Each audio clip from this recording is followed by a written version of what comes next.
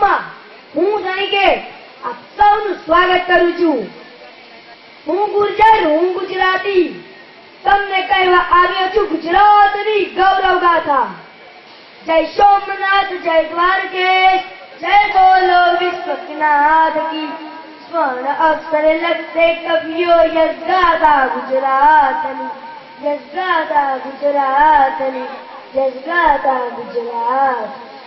મિત્રો, ગુજરાતની ગૌરવ ગાથા લેખક અને કવિઓએ સુવર્ણ અક્ષરે લખી અને ગાઈ છે। મિત્રો, ગુજરાતને અનોખો અને અવ્વલ સાબિત કરવામાં હું ઘણો નાનો છું, છતાંય તે સાબિત કરવાનો પ્રયત્ન કરીશ। મિત્રો, તમે એકવાર આપણા ભારતના નકશામાં આપણા ગુજરાતને જોજો, તમને એવું લાગશે કે મા પોતાના નાના બાળકને કેળે તેડીને ઉભ્યો હોય અને જેટલો મા પોતાના નાના બાળકને પ્રેમ કરે તેટલો ભારત માતા ગુજરાતને પ્રેમ કરે છે। ગુજરાત મારું સ્વર્ણિમ ગુજરાત, ગુજરાત મારા ભારતનું અભિન્ન અંગ। ગુજરાત ભારતની પશ્ચિમે અરબી સમુદ્ર, ગુજરાતની પશ્ચિમ, ઉત્તરમાં રાજસ્થાન, પૂર્વમાં મધ્યપ્રદેશ અને દક્ષિણમાં મહારાષ્ટ્ર આવેલું છે। ગુજરાત રેતાળ એટલું જ રેતાળ, પર્વતોથી રળિયામણું અને નદીઓથી છલકાતું છે। નર્મદા, તાપી, સરસ્વતી જેવી નદી અને આરાસુ, ગિરનાર, પાવાગઢ પર્વતો શોભે છે। મારું ગુજરાત કા ધર્મ દદાને સંગ્રહ आवाज, मेरे गुजरात में अनाज कौन है तो त्रिलोकनाथ साथ है। देवादिदेव महादेवનું મંદિર સોમનાથ અને નાગેશ્વર જેવા જ્યોતિર્લિંગ આવેલા છે અને મોટા મોટા મંદિરો દ્વારકા, પાલિતાણા, વડતાલ, અંબાજી, ઊંઝા જેવા મોટા મોટા મંદિરો છે અને સંતોના સ્થાનકો, જલારામ બાપાનું વીરપુર, બાપા સીતારામનું બગદાણા જેવા યાત્રા સ્થળો છે જે લાખોની સંખ્યામાં યાત્રાળુઓ દર્શન કરવા આવતા હોય છે।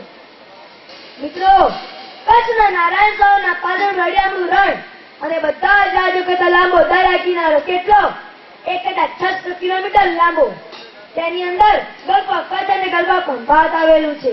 સાથે મુન્દ્રા, માંડવી, કંડલા, વેરાવળ, બેડી જેવા બંદરો આવેલા છે। મારું ગુજરાત સંતો અને કવિઓની તપોભૂમિ છે। નરસિંહ મહેતા, દયારામ, સુંદરમ, અખો, કલેલાલ, મુનશી, મેઘાણી।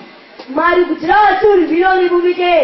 સીધા જયસિંહ, ભીમદેવ સોલંકી, સાથે ભારતની આઝાદી માટે મહાપુરુષો ગાંધીજી અને સરદાર વલ્લભભાઈ પટેલનું ગુજરાત, રામેજે સબીને ટેગોર કહે એ ગુજરાત, મહાભારતનું મુખ્ય પાત્ર દ્રૌપદીનું ગુજરાત, કૃષ્ણ મથુરા ચોળી ગુજરાતમાં દ્વારિકા વસાવ્યું એ ગુજરાત, કૃષ્ણ સુદામા મિલન થયો એ ગુજરાત, શ્રી સજાનંદ સ્વામી યુપી છોડી ગુજરાત આવ્યા એ ગુજરાત, મહાવીર સ્વામીએ ગુજરાતમાં આવી ઉપદેશ આપી પાલિતાણા વસાવ્યું એ ગુજરાત, ગુરુ શિષ્યનું શ્રેષ્ઠ ઉદાહરણ અને સંગીતની સામ્રાજ્ઞી જેવી તાના રીરીનું ગુજરાત। મિત્રો, મારા દાદા કહેતા ગુજરાતની પ્રજા વેપાર ઉદ્યોગમાં સાહસિક અને મહેનતુ છે। જ્યારે આખા વિશ્વને નાવ બનાવતા નહોતું આવડતું ત્યારે ગુજરાતના પાટા લોકો વહાણવટુ કરતા ને દરિયો ચડતા હતા અને આજે પણ Reliance industry, Adani group, Ambani group, Tanti group, Nirma group જેવા ઉદ્યોગ સાહસિકો કાપડ, હીરા, ટેક્સટાઇલ ના ઉદ્યોગમાં વિશ્વમાં ગુજરાત ડંકો વગાડે છે। મિત્રો, મારા દાદા કઈ મને પ્રિય ફિલિસ્ટરી ઓફ ગુજરાત, એ તો ગુજરાતનો કાળ 56 દુકાળ, એમાં હજારો પશુ, પક્ષી અને મનુષ્ય થઈ ગયા। આવી કુદરતી આફતો તો ગુજરાતના સામે આવતી જ રહે છે। અરે એ મોરબીનું પૂરાય કે અમદાવાદ કચ્છનું ભૂકંપ, મારું ગુજરાત એનો સામનો કરીને સતત પ્રગતિ કરતું જ રહે છે અને આજે પણ આપણે જોઈએ છે મારું ગુજરાત અડીકમ ઊભું છે। અતિથિ દેવો ભવ, એમાં પણ મારું ગુજરાત ખરું ઉતર્યું છે। જયારે 5 લોકોનો દેશ નિકાલ થયો ત્યારે ગુજરાતના રાજાએ તેમને આશરો આપ્યો હતો, તે માટે જ તો 5 લોકો ગુજરાતી હોવાનો ગર્વ લે છે। તેથી જ તો રતન તાતાનો નેનો પ્રજા ગુજરાતમાં છે। મિત્રો, મારું ગુજરાત શિક્ષણ અને વિજ્ઞાનમાં પણ અવ્વલ છે। IIM, NIID, NIT, નિર્મા જેવા ઇન્ટરનેશનલ સંસ્થાઓ, શ્યામ પિટોડા જેમને આપણને કોમ્યુનિકેશન ટેકનોલોજીની ગિફ્ટ આપી, શિક્ષણ આપનાર પ્રણવકુમાર મિસ્ત્રી એ પણ ગુજરાતના જ હતા। મિત્રો, આપ એપીજે અબ્દુલ કલામને જાણતા જ છો ને, એમને આપણે તો મિસાઇલમેન તરીકે ઓળખીએ છીએ। એ આપણા 11મા પ્રેસિડેન્ટ હતા અને એમના કોણ હતા તમે જાણો છો? એમના ગુરુ ગુજરાત ના હતા, એ હતા ડોક્ટર વિક્રમ સારાભાઈ. મિત્રો, આખું વિશ્વ ટાઇટેનિક જહાજની વાત કરે છે.